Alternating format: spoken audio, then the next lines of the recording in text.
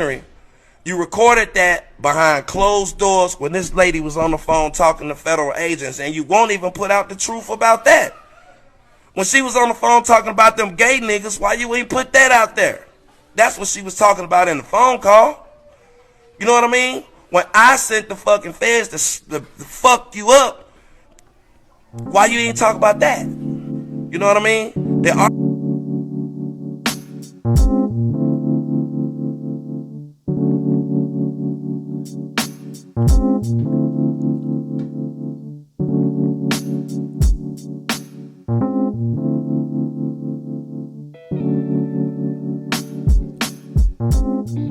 Welcome to another edition of the AsIs podcast.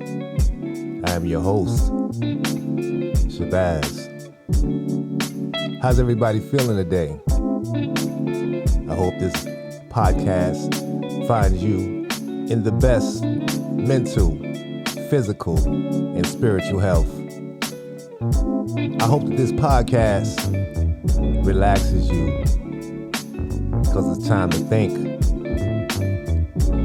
It's time to take that ride into melancholy,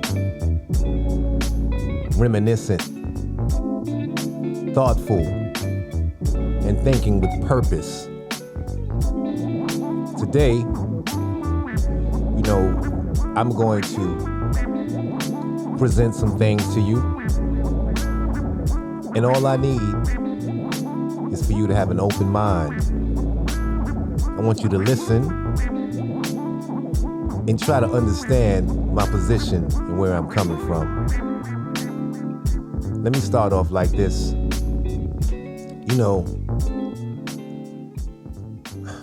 There's a lot of hate within the R.Kelly saga. It's in between individuals.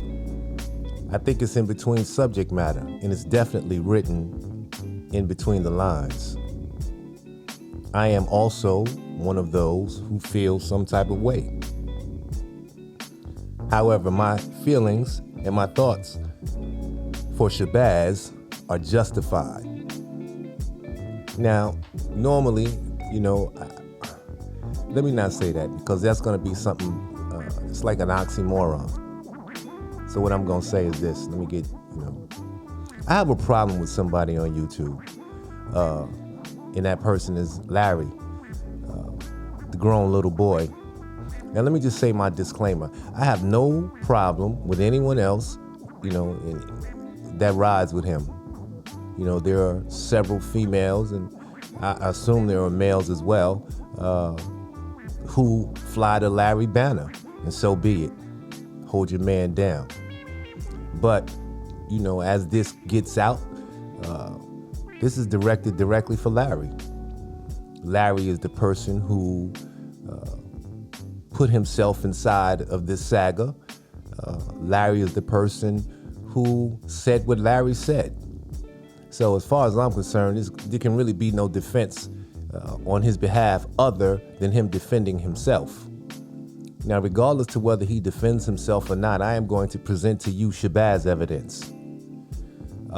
Today, I am going to show you a couple of clips, and one of the clips is listening to Larry tell me that he put federal government agents on me. It's always been strange to me, simply because you want to put federal agents on me based on what? Me doing a documentary? Like, I didn't even know that the feds took, part in investigating somebody filming a documentary. That's one. I've called that man an informant.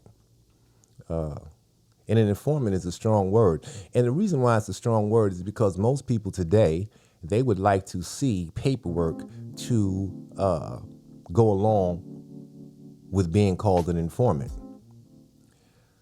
I don't have any paperwork to substantiate that. And the reason why I don't have any paperwork to substantiate that is because I was made aware of a few things, common sense things, and then I spoke to several people. I've asked for others' opinions, and I am going to get a reduction in the word from informant to snitch. Now, some people might ask, what's the difference between an informant and a snitch? Now, I'm not a legal expert. This is strictly on opinion and based on experience.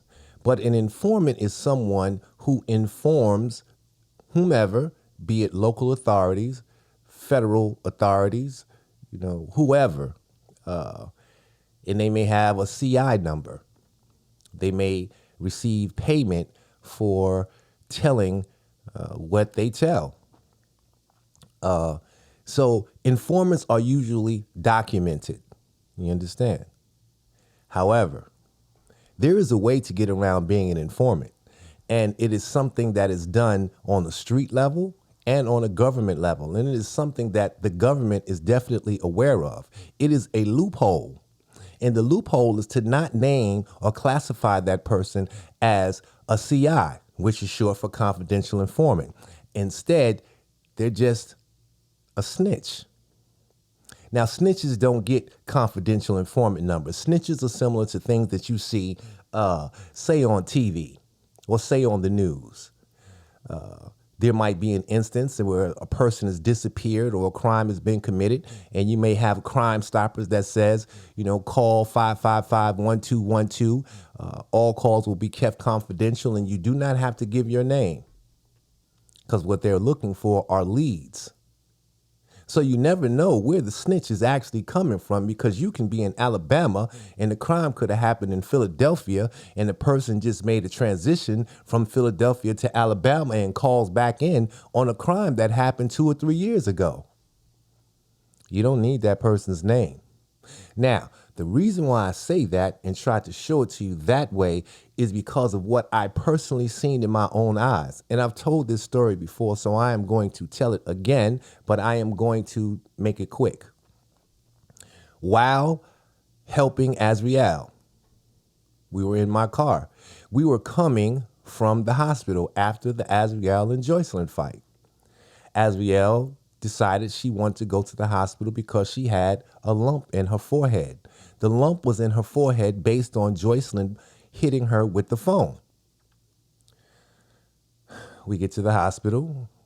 Everybody already knew what happened based on the lives that were given. Joycelyn had a live and Azriel had a live. And contrary to popular belief in Chicago, R.Kelly is major news. It doesn't matter if you're in the legal system or if you're on the street corner. When you hear the name R.Kelly come across the radio, sometimes people's eyes and ears perk up. People in the hospital, they have telephones. They get alerts. People in the emergency room waiting to see a doctor are in their phones until the doctor calls. Unfortunately for Azriel, on this day, everybody was on either her live or Joycelyn's live. Okay? So there was tension in that hospital. So long story short, I got Azriel out of the hospital after she was treated for what she went in for. I had to actually try to sneak her out. I took a sheet that was given to me by one of the nurses to cover her up. Outside of the hospital at that time was a bunch of news reporters. Now, unbeknownst to me at that time, the media is not allowed to film on hospital property. They can't come in the emergency room with cameras.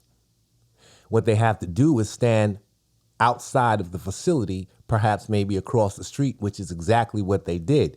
But the cameras that they carry can zoom in on you and make it look like they're right in front of your face. So I get the sheet to prevent that from happening to get her back to the hotel.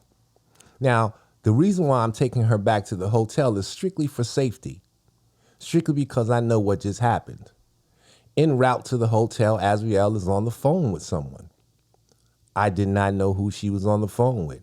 My total thought process was to get her away from all of the media circus attention and to try to get her to safety as well as myself, because understand, when you put yourself in any kind of a situation, be it helping or whatever, you are now involved in that situation. So if the person you're helping has an enemy or someone who wants to get at them, today, the mentality is not just getting at the person they want. They're going to get at you too, because you stand in between them and the person they want. We hear all the time how innocent people get shot down just based on standing around somebody. And the people that they're going after, normally, they don't even be the ones to get hit. It's the innocent people. So that's in my mind. So my nerves and my senses is on high alert. What made me come back down to earth from high alert was me hearing her giving out the address and telling where we're on our way to. So my first thought process is, who the hell are you talking to? She's crying hysterically. I feel some kind of way because at the end of the day, regardless of how people say, she was a rat and she did this and she did that, all of that might have been true. But check it, I didn't find that out until after, and I was in the middle of the game. And I'm going to be 100% honest. You understand? Because sometimes, I'm just going to be honest, yo.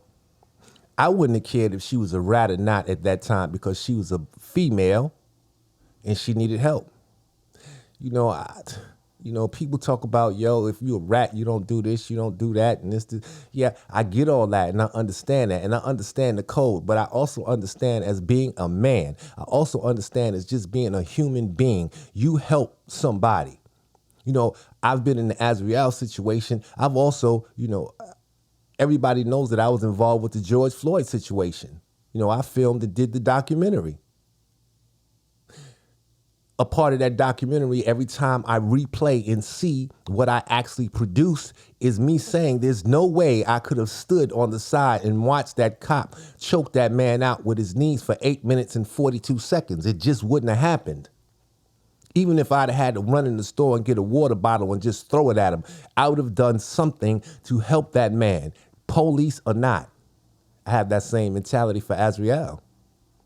So when you hit me with this, she was a rat and she was a this, she's still a human being. And so you let whomever is going to judge her, but that does not take away your responsibility and your moral obligation to help somebody. That's where I'm at with that, and that's where I'm going to remain. And I will help any sister or any man that I feel is in danger because it's just the right thing to do, and I want somebody to help me. You understand? So with that being said, when I'm asking her who's on the phone, she turns the phone around. And this is the first time I'm seeing this person or even knowing about this person. And on the phone is Larry. Now, Larry has his phone and he's FaceTiming with Azriel, but then he's also on the phone FaceTiming or either on the line with federal agents.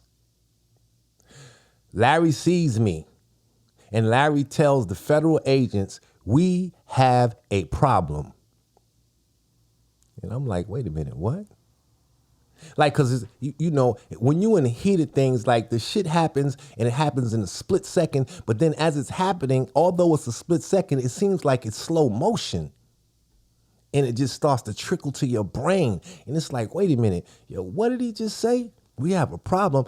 Little did I know who he was talking to, but I put it together in that split second. And that split second told me, this nigga the police. Azriel, hang that phone up.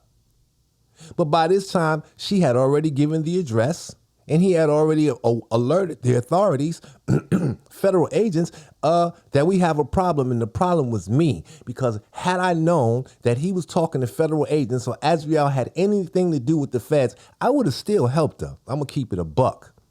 But I wouldn't have helped her with the feds. I just wouldn't have. Like, that would have been a line I wasn't willing to cross because I know what comes with that. And at the end of the day, what people don't understand is that I have a company and my company was built on the street code. And in the streets, the number one rule is you do not fuck with the police, period. So I would have felt some type of way about it. But I was committed. I was already in. So with me being already in, we proceed to go to the DoubleTree. By the time we get to the DoubleTree, within 5 minutes, the federal agents came to get Azriel. I opened the door. Now, I've told this story before. They actually wanted to see the footage. It was a lady, and she wanted to see the footage of what had happened. Now, be mindful. I told you, one day I'll repeat the entire story again. But the reason why I was allowed to get the footage out of the house in the first place is because when the police were actually called, the first person and people that came in to be rushed was me. It was only two of us, me and my man, and Azriel. So the police come and, the first thing, unfortunately, police do is they attack what seems to be the aggressor or the black man. That's a fact. Now, be mindful. I'm 185. You understand? 6'1". My man is 5'9.5", 5'10", 285. So for me, the aggressor would not have been me. It would have been him. But for whatever reason, I guess my aura or my personality made them say, get him. And they rushed me like they was football players, and I had the football trying to run for a touchdown. Until Azriel and my man, it's not, what are you doing? And I'm saying something about it as well. They realized what it was. Now, the reason why I'm telling you that part of the story is because once they figured it out, they too asked to see cell phone footage. I don't know if they were supposed to legally confiscate my footage or not, but the reason why they didn't confiscate my footage is because they know they came in and they attacked me wrong from the jump. So one of the police there was a black cop. He just said, put your phone in your pocket. And he let me bounce with it. Now, the same mentality went towards the female that came of one of the federal agents in the DoubleTree because I helped them indirectly get Azriel because I brought her back to the hotel in my room. And I opened the door. There was no resistance. There was no, I'm not opening the door. Open the door and let him in, because at that point, what else was I supposed to do? And I wasn't getting in between the feds and Azriel and trying to play hero because I had no idea the extent of what she had already told them, and I didn't know what Larry had did. Now, be mindful. This is something that I seen and witnessed, and this is something that happened that I know for a fact. Ain't no paperwork for it. You ain't gonna read that in the transcripts, but it happened. So for me, right out the gate, this nigga's a rat. You understand? I don't care what nobody say. You can name him, informant /rat/snitch. But one thing is for damn sure. He put them people on me and he admitted it. Now, what always has amazed me is what I said earlier. Why would you put the feds on me and all I did was made a documentary? I had no part in doing anything to Azriel. I had no part in her doing anything to R.Kelly. So why would I be involved in a federal case? Because I'm a documentarian? Or because you thought that I was going to sabotage Azriel and get her unbrainwashed from what you had done in her direction with the feds? So you thought I was going to switch her and not take her to the DoubleTree, and I might have took her to the Lowe's or whatever other hotel that there is. But I didn't do that because, again, I was already committed and I didn't know the extent of what happened. Now, after that happened, the feds got her. Unbeknownst to me, the next day, I see Azriel and Angelo in the lobby, and my first question is, how the fuck did you get out the feds? But by that time, I had already put it together. It was a rhetorical question, just waiting to hear exactly what she would say. And then I had an inclination that she was with them because, unbeknownst to me again, after everything calmed down, my man showed me his phone and said, yo, Baz, yo, son, when we was in the ambulance, the first thing she did was ask for federal agents. What? That was my what? Because you can't, if you're in a situation, you can ask for the police. That's normal. Can you call the police? She asked for a federal agent, and the ambulance driver told her we have no knowledge of how to get in contact with a federal agent. This I have on tape. So right then and there, that lets me know that she's a part of whatever. Now dig. Maybe a month later, or however many, don't try to stick me with no dates. Because, sometimes I don't be remembering no exact dates. I don't know a date, but I know exactly what happened. And I have a tape to show you where you'll see. Angelo, not Angelo, but Angelo. Well, Angelo was Larry's partner at that time. But Angelo didn't do this. Larry did it. Larry got on and explains, I didn't release the information about her talking about homosexuals and this, that, and the other. And none of that is even true because I have the actual tapes of exactly what she said. And although there was talk of homosexuals, it wasn't in the phone call when she was talking to the feds. Why would she be telling the feds anything about homosexual activity? Like now, it's scandalous to hear about a man who's, supposed to be straight messing with someone who's homosexual, but there's no crime against being gay. And it's definitely not a crime against being gay from a federal agent. What they gonna do? Give him another charge because he had sex with a man? So him saying that was a lie. Doesn't even make sense. But then he goes on and pushes it and says, well, this is why I stuck them feds on you. That's what the man said out his mouth. So I don't even understand how anybody can sit back and try to defend that. Like, it doesn't matter. Some things you just don't say, or some things you don't do. And it was shocking as fuck to me to even listen to this man say, yo, I put the government on you. That's my problem with Larry. So now, let's dig. That happened, right? Now, unbeknownst to me at the time, there were rumors of, Larry being involved in whatever. But listen, when I got into this, I was on some R.Kelly shit. I'm still on R.Kelly shit. What these niggas be doing in their personal lives, I don't be knowing about. There's been revelations now where people are talking about DJ Tyson and saying he's a baby killer and this, that, and the other. I didn't know nothing about that. I still don't. I just know what was told to me. There's revelations about this person and that person and this. And like at the end of the day, for me, for real, what does that have to do with R. Kelly's case? Because the people that you're talking about, they are not a factor in the case. So you telling me about whatever this person did or didn't do, how is that helping or hurting R. Kelly?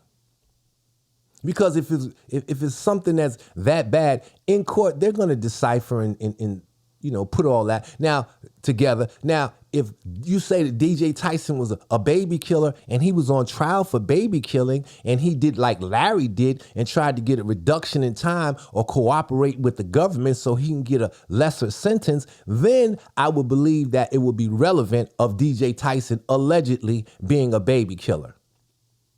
Now, let me tell you what I did with the DJ Tyson thing, right? With the DJ Tyson thing, when I was told that information, I called DJ Tyson. I didn't record the nigga and do all that old fuck shit. Like, nah, dog, I ain't doing all that. I call a nigga man to man like your son. This is what's being said. And you know what, at the end of the day, I don't know nothing about it. But before I even make an assumption, let me hear it from the horse's mouth, because that's what men do. It don't matter if I got a beef with you, if I ain't got no, man, I'm not, and I don't got no beef with, I ain't got no beef with none of them niggas. I got no beef with Levi. I got no beef with Tyson. I got no beef with Dana J. I don't even have a beef for real with Debowski. Like we going through some shit that's on YouTube. Man, this ain't nothing that's gonna make me go to jail or lose some sleep. It's not that serious, but I will ask you. Like, I'm the dude that if you in the chat room and I see your chat, and if there's a problem or whatever, I'm going to come inside your chat room, like I said before, and say what's up. And I'm going to say my piece. Or I will call into your thing and say whatever it is I'm going to say. I'm not hiding in the bushes and not going to say nothing. I'm not a coward. Ain't nothing sweet about me, son. With nobody. That's not a tough guy or a gangster. That's just a man. At the end of the day, a nigga should respect it, because you want to know, that this man stepped to me and he asked me something and I told him whatever I told him. So that is exactly what I did with Tyson. You understand? Now, I never did that with Larry. And the reason why I was never needed to do with Larry is because Larry told on himself. So now, check it. With my thought process, I want you to understand something. The man, right, admitted to doing what he did. Now the nigga he goes to jail. He gets out of jail early. Understand now. He's out early. Coincidentally, R. Kelly is about to be sentenced. Coincidentally, it's right before he's getting ready to have a Chicago trial. Right? Now let me tell you something. Whether you want to be labeled an informant or you want to be labeled a snitch, whichever way you want to, here's how that goes with them. Once they get their claws in you, they do not let you go. There is no snitching one time and you can't snitch no more. Because what they will do is come back and blackmail you and tell other people or attempt or make believe they're going to tell other people that you told on something the first time. So to keep from getting told on what you snitched about the first time, you now got to snitch again. And they're clever with that. And to keep the snitch tag off your back, what do? They cooperate and they snitch some more. So for as far as I'm concerned, Larry is out, and Larry is definitely assisting them people because he has no choice. He's not going to never tell you that, ever. But yo, dog, I've been in the game for a long time, and I'm talking about the media game. Before the media game, I was in the underworld, the drug game. You understand? So you can't run none of that by me. And I'm an ex-felon. So you can't run none of that by me. I know the tactics. I know how it works. And even without that, common sense tells me, let's look at the events and the chain of reactions of the things that's happening. All of a sudden, Debowski is locked up. Think about it. Levi's been running around screaming who gonna get locked up for the last however long this case has been going on. And up until, Larry got out of jail, ain't nobody been locked up. That nigga just been woofing. And I'm not dissing you, Levi. That's just what it is. Until a nigga get locked up based on your testimony, nigga, you just talking. That's just what it is. And again, let me hit you with this. I want to show you my mentality the same way I was going with Jennifer Bongine. Do I have a beef with Jennifer Bongine when I said what I said? I do not.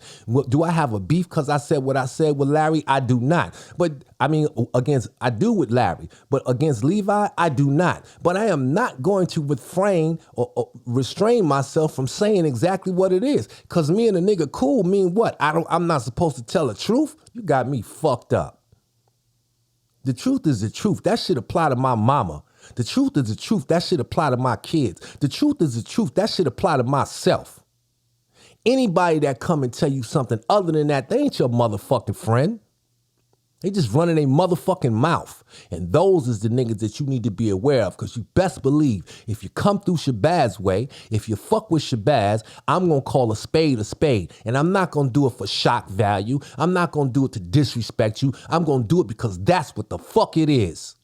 And you know what? I want you to do the same thing to me. So with that being said, with the history of what's been going on inside of this court case, in the R.Kelly saga, how many people have been arrested? There have been those who've jumped out the window, Don Russell, Cass Jones's cousin, brother, whatever the fuck. You know, have been extremists. And now Debowski. But Debowski has not committed an actual crime other than threatening, allegedly, online. And that shows me that them people be watching and they be listening. And people know that shit. But how much and how well is the timing of Larry being the one to do it? And when I say to do it, he has the platform. Now he has the people that are listening to him. So now you see people dying to get on his platform to try to argue with him or plead his case. Man, listen, yo, fuck Larry's platform. Fuck that nigga.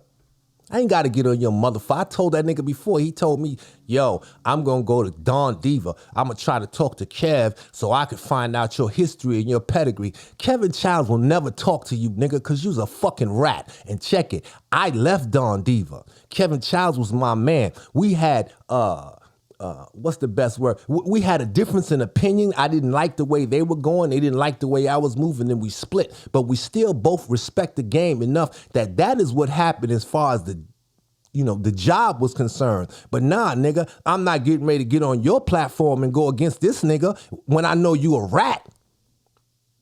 And Don Diva ain't fuck with that nigga. Kevin Childs ain't get on his platform. And I ain't call Kevin to tell that nigga, yo, this nigga. Man, I don't got to do all that fuck shit. I got on Cavario because I didn't understand how Cavario got on Choke No Jokes platform. And Choke is a fucking informant. I don't give a fuck what none of you niggas say. When you go and you point a finger and tell them people, he did it, she did it, and you were a part of it, you are a fucking rat. You are an informant. Whether or not it was the right thing to do or not, Choke was in bed with a nigga that killed another nigga. Choke was working for a nigga that was selling drugs. The nigga committed a felonious act. He killed someone, and Choke was in the car as a passenger. Choke then turns around and tells what he saw. That in the world that I come from is a rat. Bottom line. That's not personal. That's just how the game go. So I couldn't even understand how a nigga that was somebody that he set the standard in the bar for me when we were at Don Diva. Because Cavario, I'll say it again, was kicking ass. So, nigga, I'm not coming in to go after a fucking low budget, busted ass nigga. When I come in the game, nigga, if you got the title, I'm coming to get it. I don't give a fuck who you are. And that's not being a gangster or a thug. Nigga, I want to be the best. If I play basketball, I'm going after LeBron. You understand? If I was a fucking attorney, I'm going after Benjamin Crump. If I'm making fucking pancake mix, I'm going after Aunt Jemima. I don't give a fuck about none of those other people and what they doing because they ain't doing nothing. I want to be the best. And in order to be the best, you got to take somebody out they motherfucking spot.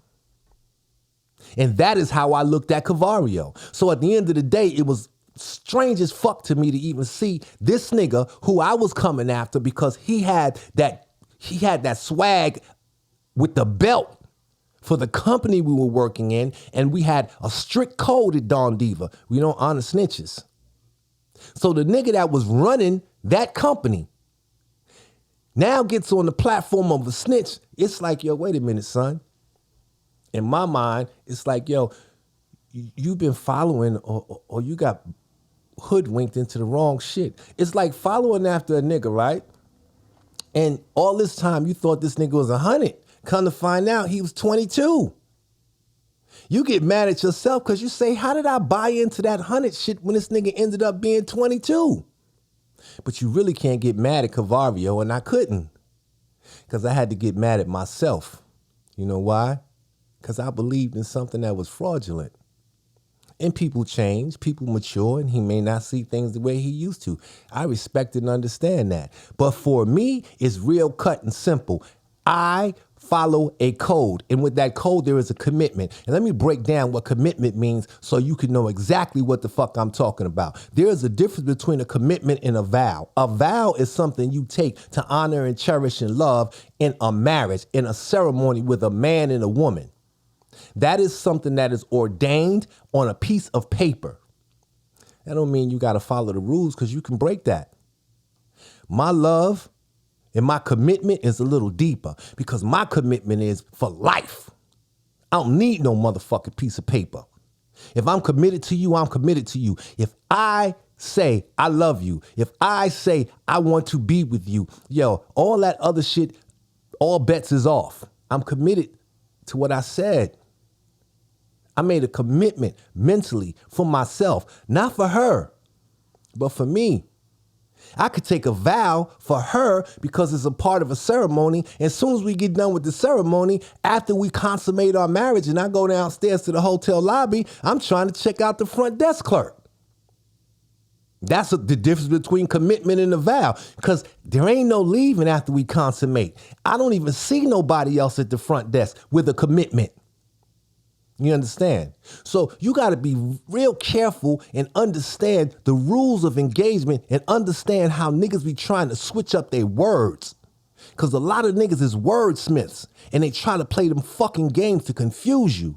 But if you don't really know what it is, you're going to get lost. And that is a problem in the R.Kelly saga. A lot of people are lost.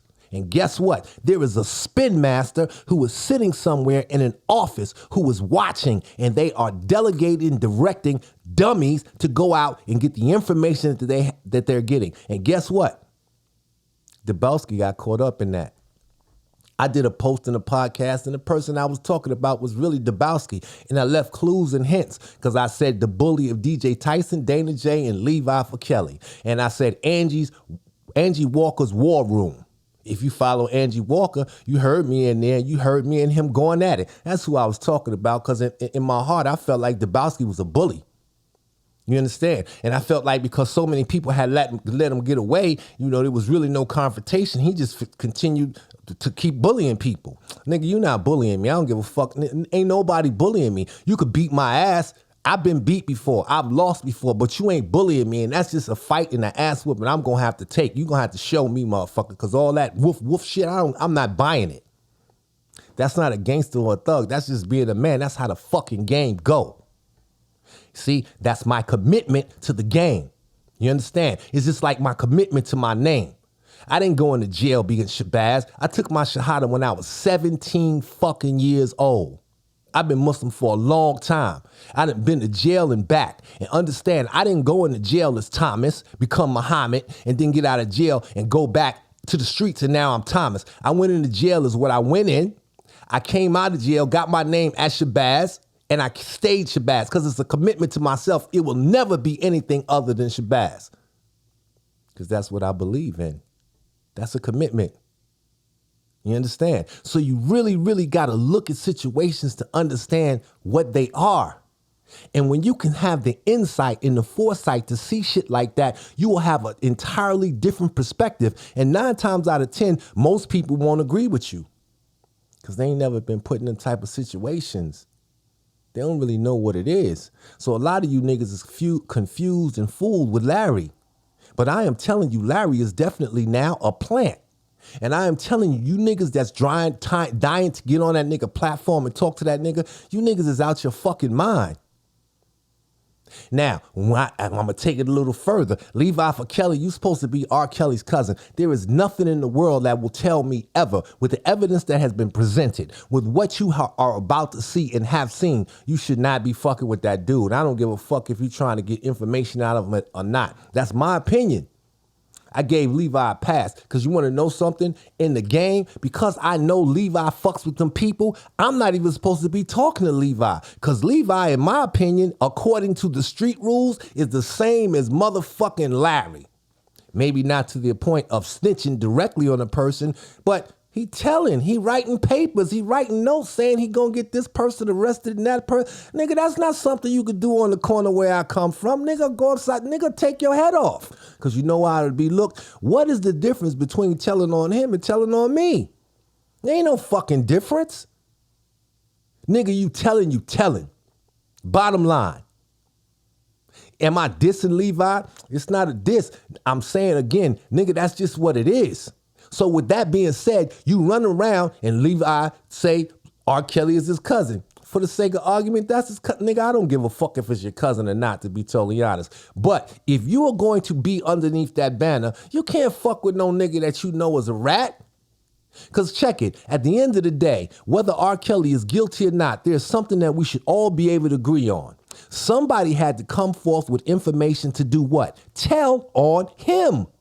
In order for those people to know. Because they didn't just wake up and find out about it. Somebody told them.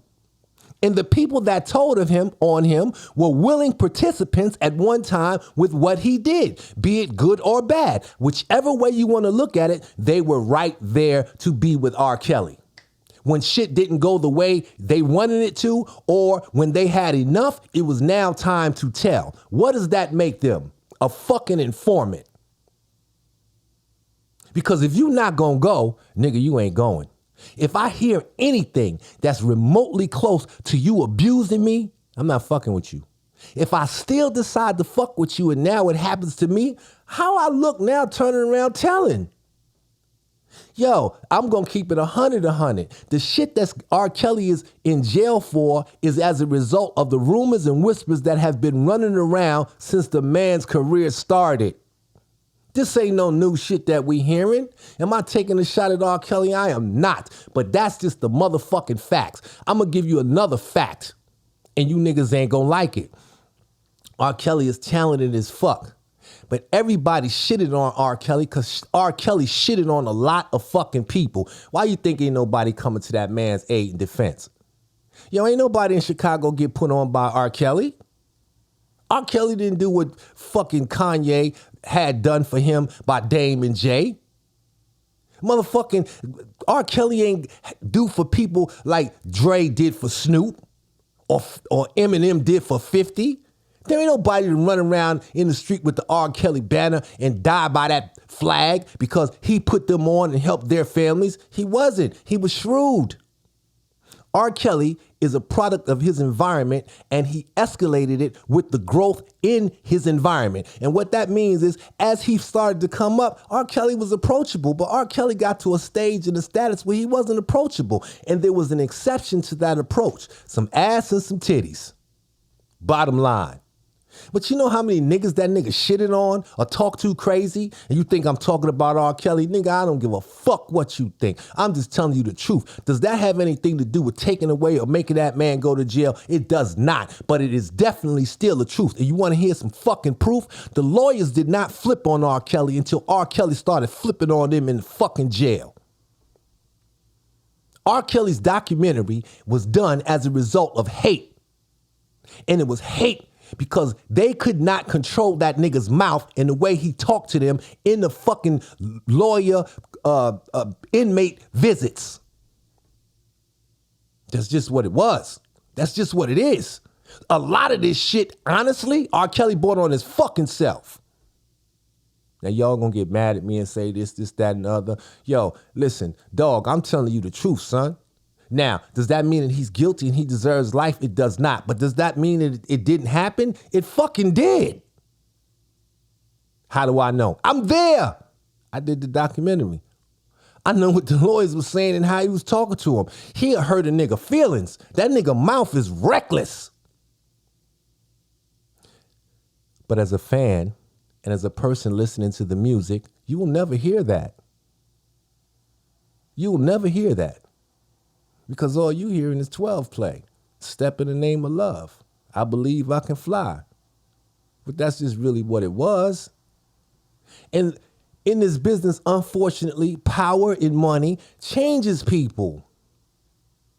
You understand? It's just like it's like a nigga going to jail and a CO that was a sucker. He grew up and niggas used to pick on him all the time. So he took the right route and other niggas took the wrong route. But their paths cross again because within the right route, he wanted to get a job that was going to have medical benefits, dental benefits, and benefits to better himself and his family. So he now becomes a CO. But with that job, he didn't understand there's going to be a metamorphosis, a transition of his whole aura and personality. Because you know what he has now? Power. And he has power to reflect from when niggas was going upside his head on the block. Now these same niggas or niggas similar to them are standing in front of him and he gives the orders. He tells you when to wake up, when to sleep, when to go eat, when to shit, when to shave, when to go to program. So now you got a God feeling. He didn't have that before that job. It's the same parallel with all artists, not all, because some artists remain humble and they remain cool. But then some of them motherfuckers just get arrogant as fuck. You hear about it, but you never see it because you've never seen their personal lives. You've just seen what they presented in videos and in music. So for you, you may not even believe that shit. But nigga, listen to me. I've seen it. And it ain't just from R.Kelly. So I'm not even going to try to put it on R.Kelly to shit on him. But it's just what it is. And people get that confused. And when you come and you tell people the truth, they don't like you for telling the truth because what you do is you've broken their dreams. You've broken what they anticipated that person was like. And they will never know until they meet that person themselves. And that's definitely coming from a man perspective because with men, that's how he was. With women, of course, it's different. Like the nigga liked women. You know, you hear the rumors of other things, but I don't care nothing about that because I know the nigga still like women. So a female, a pretty girl, you know, with a fat ass or, you know, if you like titties with big titties, whatever you like. If it's a woman, you're going to have a softer side. So you're going to approach that woman entirely different. You know, a bad female can break through a crowd and get your attention because she bad as fuck. A ugly one can't. But a bad one can. A dude can't break through no attention through the crowd and get your attention because security going to stop him. And you want me to tell you what's crazy? Yo, these niggas is more groupified than bitches. They are the worst. Like, you know, when you see a female standing backstage outside a nigga door, you already know what time it is. And I done seen that 1,000 times. And I done seen sometimes on some nigga stage doors, there's 1,000 women. Everybody can't get it, shorty. But in their minds, they are all standing on that line thinking that they are going to be the one. It's humanly impossible to be satisfied and served by one man with 1,000 women waiting to get to him. So he's going to pick from the best of the best or whatever his desires and his likes are. And you know what is crazy? Sometimes it'd be crazy. And I'm going to tell you a quick story of crazy. We were down in a bar called Joe's Sports Bar. This was a while ago. At that sports bar, it was being hosted by Allen Iverson. I'm sitting on the stage with Allen Iverson. Allen Iverson has his boys around, his crew, you know, because Allen Iverson was a regular down-to-earth dude. He wasn't on no pretentious shit.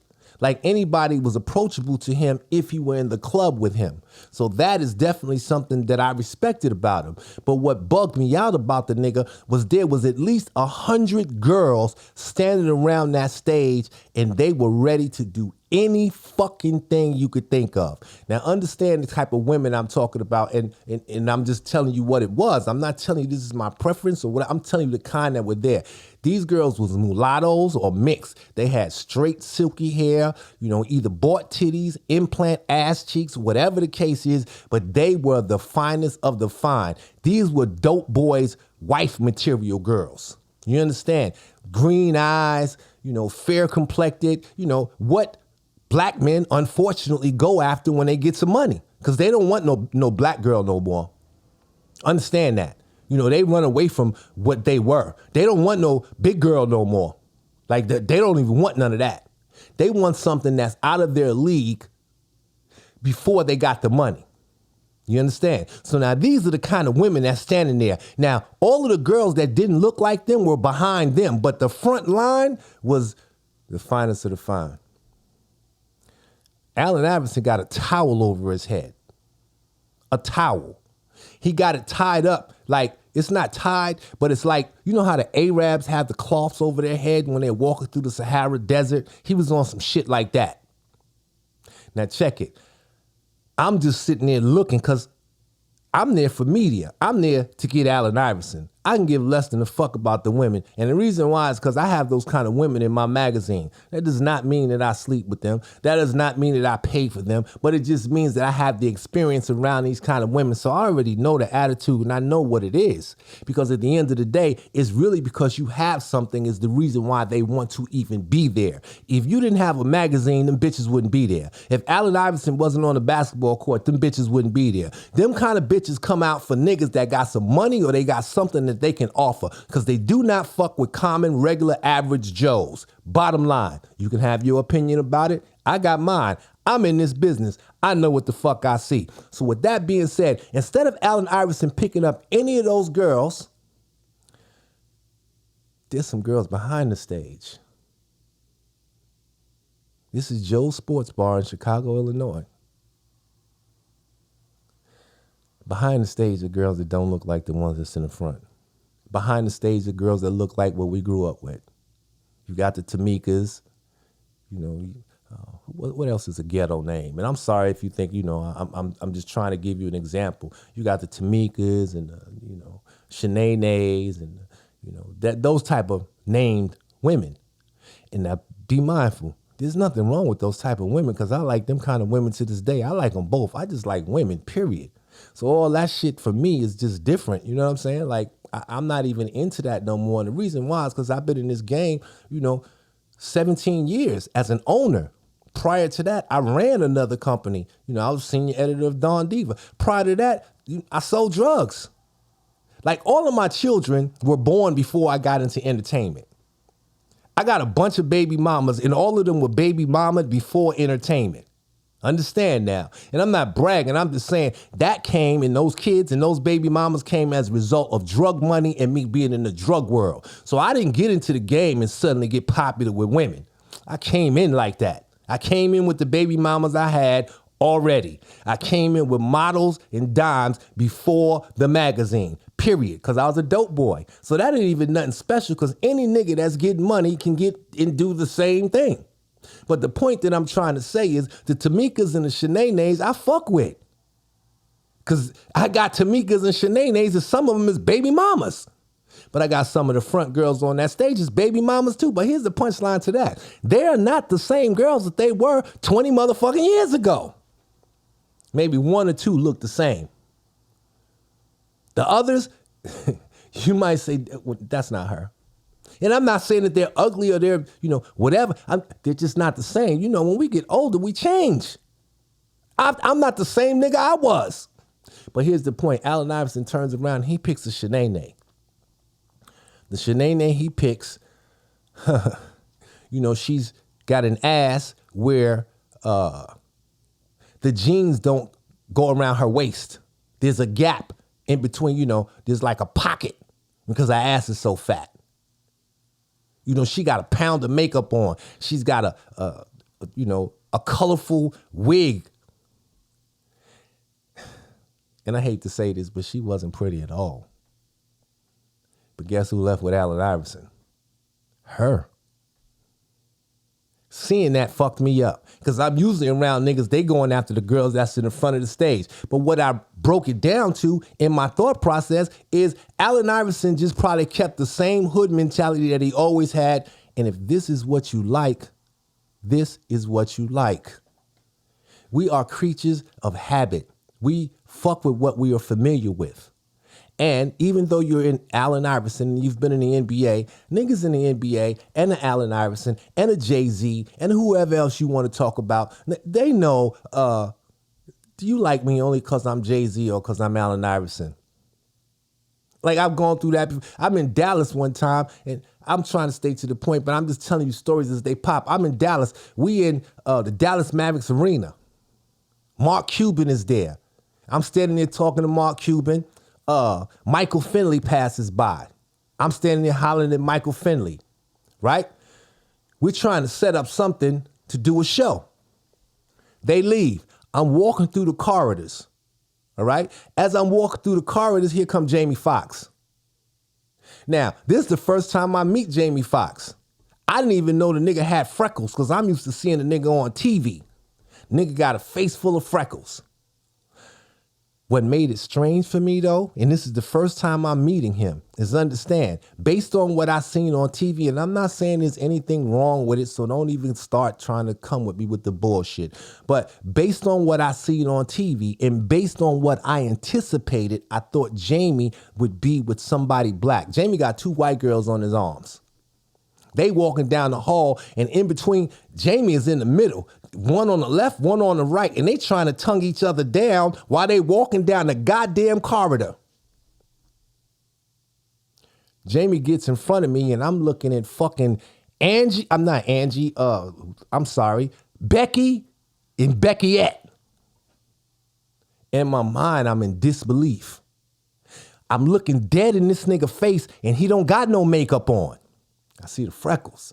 And there's nothing wrong with freckles. It's just not what I thought I would be seeing. It wasn't based on the perception of what they portray on television and in music and the videos. So I'm seeing the nigga in real time. And I would have never thought that he was on some white girl shit. He played Shanae too well in Martin. He just matched with that. But it goes back again to people like what they like. They do what they do. And now, I give you that parallel to say the same thing with R.Kelly.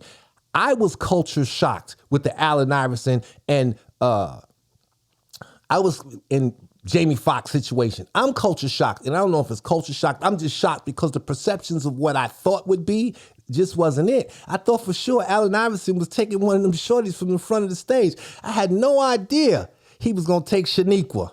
No, you would have never been able to tell me that shit. Never. Shaniqua couldn't stand up next to none of them girls in the front of that stage. You would have never been able to tell me that Jamie Foxx liked white women. And I'm not saying nothing is wrong with white women because, I got to be careful because you niggas like to mix up my words. But right now, we talking on some real nigga shit. And if you're not a nigga from the hood and you don't understand, then you do not need to be motherfucking listening to Shabazz. Like, I am not going to change who I am to satisfy none of you motherfuckers. I'm going to say what it is, whether you like it or you don't. I don't give a fuck. You know why? Because when you talk about me and you change my words and you have your perceptions, you don't give a fuck about me. I'm not no fucking fool. I ain't no fool when I know I had the baby mamas and some of the ones that I got. If I wasn't pushing a motherfucking Mercedes or pushing a goddamn BMW, them bitches wouldn't have talked to me. I got a baby mama one time because I had a BMW drop. My BMW, I had a fucking Momo steering wheel. And let me tell y'all with a Momo, this was during the times when niggas could take the face of the radio off the goddamn radio. So niggas would take the face of the radio off and walk around with it because that meant that they had a face-off radio, so they had some money. They took one and took it better. A Momo steering wheel was made of all wood and you could take it off of the goddamn car. So what niggas would do when you was getting money and you wanted everybody to know, you know what's parked in the parking lot, but you want the girls to know what's in the parking lot. So on one hand, you got the face of your radio, and on the other hand, you got your car steering wheel. And as you walking down in the mall or walking down the street, everybody looking at you wondering, what is this nigga doing with a car steering wheel in his hand? And all that was opportunity for conversation. And the girls that really knew what it was, because they knew what that was, would know this nigga got some money. Because that steering wheel is $2,500. Who in the fuck really needs a car that you could take the steering wheel out to walk around with? Like, that shit just didn't make sense. It wasn't really no theft protection. It was all for the front. But as a nigga that got the Momo steering wheel and the face-off radio, I knew that that's what was going to get the girls. So anytime I got a chance to park my motherfucking car and take that steering wheel off and take that radio face off and there was some women around, I got my black ass out of there and went right in the middle of the crowd. Because some women be up on shit. They be knowing what's what. And guess what? Bing! I think she was baby mama number 3. And she didn't approach me. I just approached her. All it took was her. I ain't even gonna say because she looked at me and I was fine. And I can say what I want now because I baby mama the ass. But you know what it took? For her to look down in my motherfucking hand and see that steering wheel. It was over. Because that's how the game go. You understand? So when people be coming in with the shit they be coming with, sometimes you got to understand a nigga's story based on who the nigga is and where that nigga been. And just because you haven't been there or you don't understand does not mean that it is not true or it did not happen.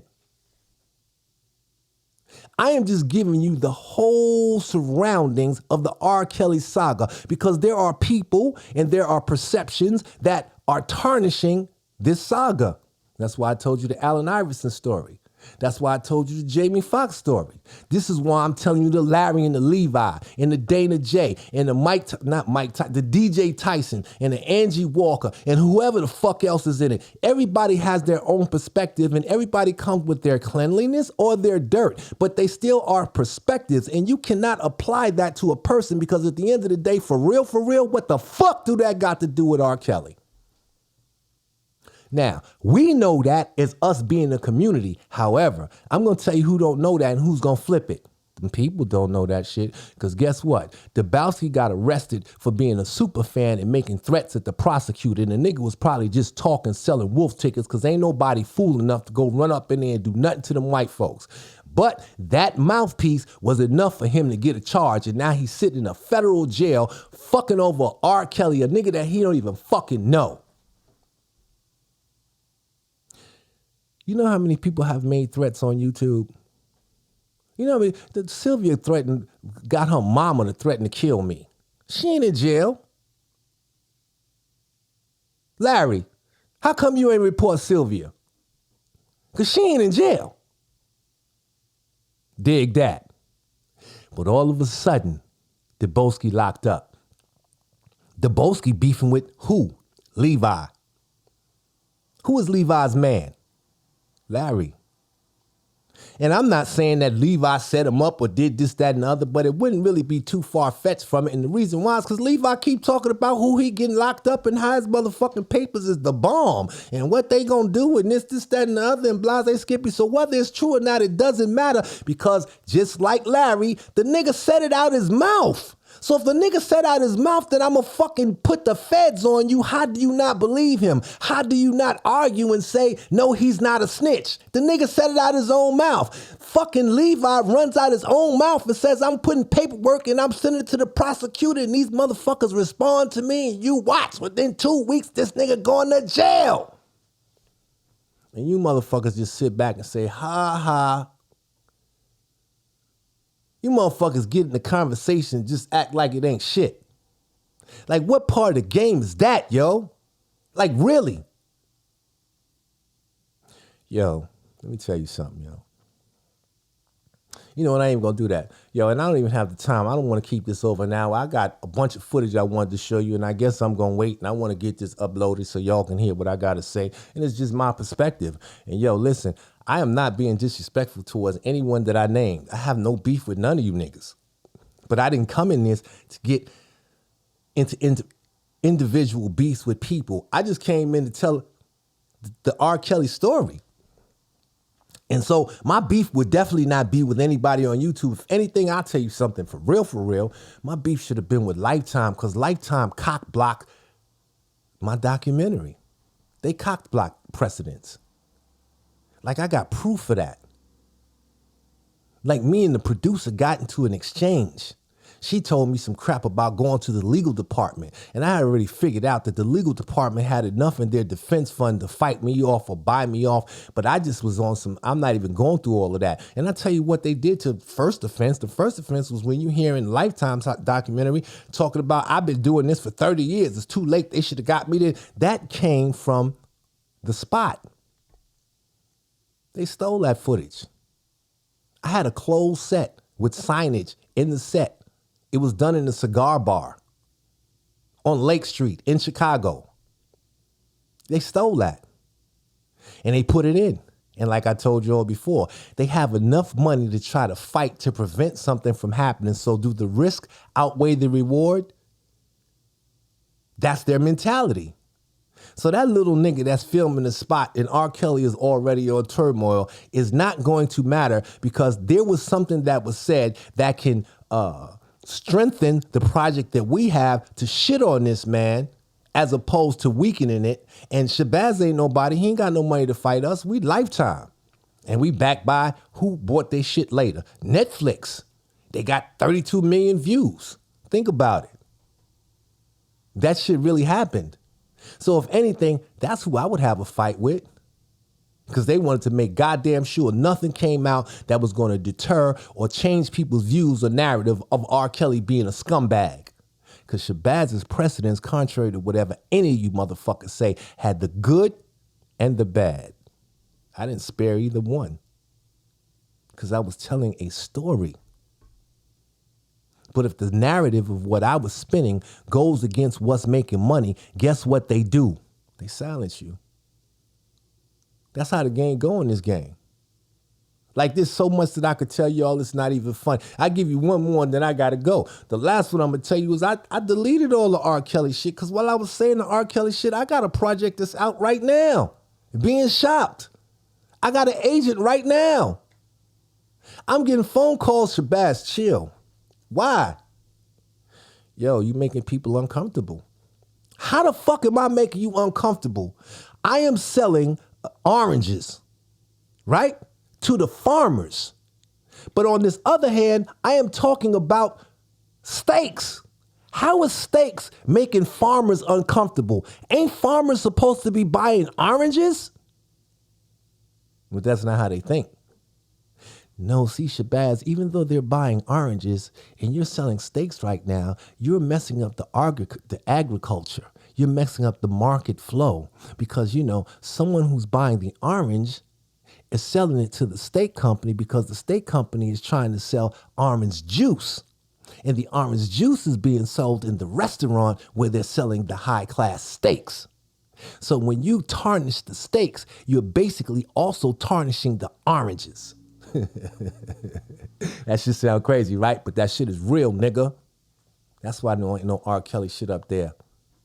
That's why I took it down. And then on top of taking it down, I had too many fuck niggas to fight with, because I'm telling y'all what it really is and what my eyes have really seen. And you niggas are sitting there telling me I'm lying and I don't know and I'm hating R. Kelly and I'm there. And it's like, yo, at the end of the day, I got it coming from the industry and I got it coming from the audience, where I'm trying to make a difference and prevent wrongdoing. It was not about R. Kelly.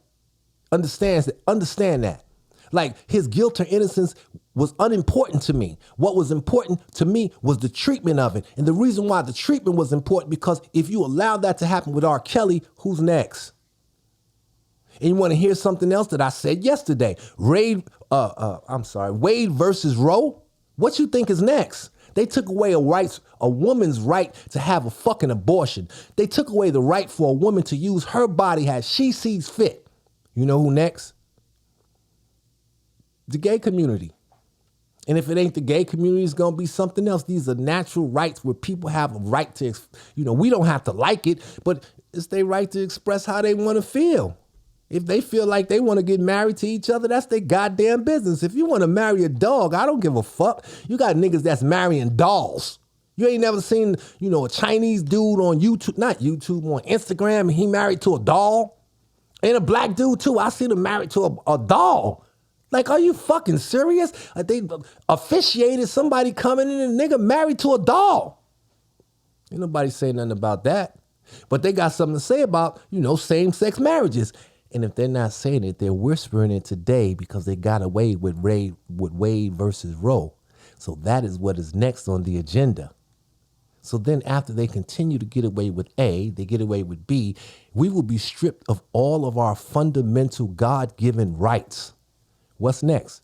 You're going to attack freedom of speech? And in a sense, they're attacking freedom of speech right now using the RICO in the rap world, because if you say a lyric, even though you're lying, they're going to hold it against you and they're going to give you 100 years. Y'all not looking at that? So when I got into this fight, I had the foresight to see all of that shit way back then. And you know what my foresight still tells me? The people who are going to lose the most are black people. Because we are always on the fucking totem pole to get chopped. That is the history of America. And behind us are poor people and other people of color. And the only way to prevent that from happening is you have to get a fight that is relevant and fix that fight and then move on. Because they get and pick a topic, they do what they want with the topic, and then they move on. The first topic was Wade versus Roe. There's going to be another topic. I'm telling y'all, that is the R.Kelly fight for me. I don't give a fuck about if you're guilty or innocent. If there are victims, I feel sorry for him. If the nigga did it, lock his motherfucking ass up.